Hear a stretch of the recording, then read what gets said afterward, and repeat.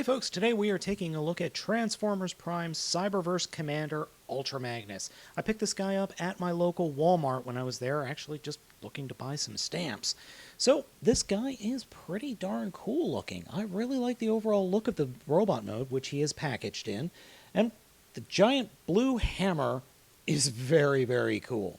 The one issue I do have in the robot mode is with the hammer is very heavy, and these ball joints don't really seem up to the task of being able to hold it. Also, the hammer pops out of his hands quite a bit, a little too easily for my taste. But we'll put the hammer off to the side for right now. Actually, before we do that, it can be stored here on the back. All you need to do is make sure that the hammer is put into its storage mode, and then just plug it right in up there, so it can be held on the back. Very nice. So, the figure itself is actually very well detailed. His head sculpt is very cool. A little weird, though. Very anime-esque, if you will.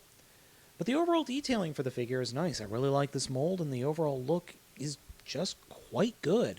Posability, there is a hinge joint for a knee, some foot articulation, ball joint in the hip, torso articulation for the transformation, head does not move, ball joint in the shoulder, ball joint in the elbow. Now, in the shoulder, there is a little bit of an issue where he can't really bend forward. This is part of the transformation, so you can do that, but it does look a little silly. And the joints in the shoulders are a little bit loose, a little bit too loose for my tastes. Not a huge deal, though. Transformation for this little guy is pretty easy, but first just want to give you a 360 look at him. Very plain in the back, but from the front, very nice, very dynamic. Could use some panel lines, though. As I said, transformation for this guy is somewhat simple, but very satisfying. To start, we'll take the torso and rotate it 300, or I should say 180 degrees, and plug his legs together. Then take his feet, and you can either leave them flat or fold them so that they're pointing straight out. Take the head and the assembly behind the head and fold it forward to form the grille of the vehicle. Fold the arm forward and then fold up the shoulder pads, and those will snap into place. So do that, fold it up, snap that into place, and then take the arms and just slide them back and snap them into the legs. They don't really hold all that well.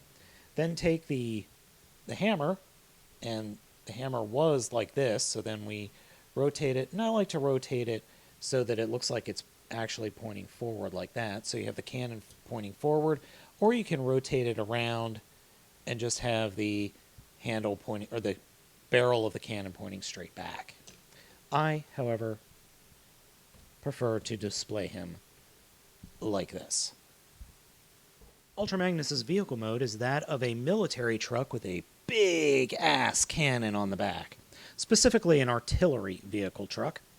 Very nice looking, a little bit lacking in detail, but it is then again a robot in disguise. It is a little bit funny comparing this vehicle mode to, say, other Autobots, in that they really don't have a general size. It's about the same length as, say, Ironhide, but it's actually the longest of all of them. I didn't transform Bulkhead, I just forgot before I hit the record button. But it's a very nice vehicle mode, and it just is very simple. And sometimes simple works. But like I said, I like the vehicle mode. It's simple, but it's also very elegant. So it's definitely a very cool vehicle mode. As you can see, Ultra Magnus fits perfectly in scale with the rest of his Autobot Cyberverse brethren. Though as you can see, the Decepticons are a little bit out of scale with the rest of the Cyberverse guys, especially Starscream and Megatron. Both of those figures are bigger than all the other Cyberverse figures. Overall, Cyberverse Ultra Magnus is a really cool little figure. Is it perfect? No. It does have issues holding the hammer sometimes, and the ball joints are a little bit too loose, but the figure looks great. It looks good in vehicle mode, it looks great in robot mode, and it has a fun transformation. So this figure is definitely worth having in your collection, and it's cheap enough that you can buy two and just repaint the heck out of one of them. So I would definitely recommend picking this guy up and adding him to your Cyberverse Commander series. It's just a lot of fun, and Hasbro continues to impress me with what they're able to do with this size class.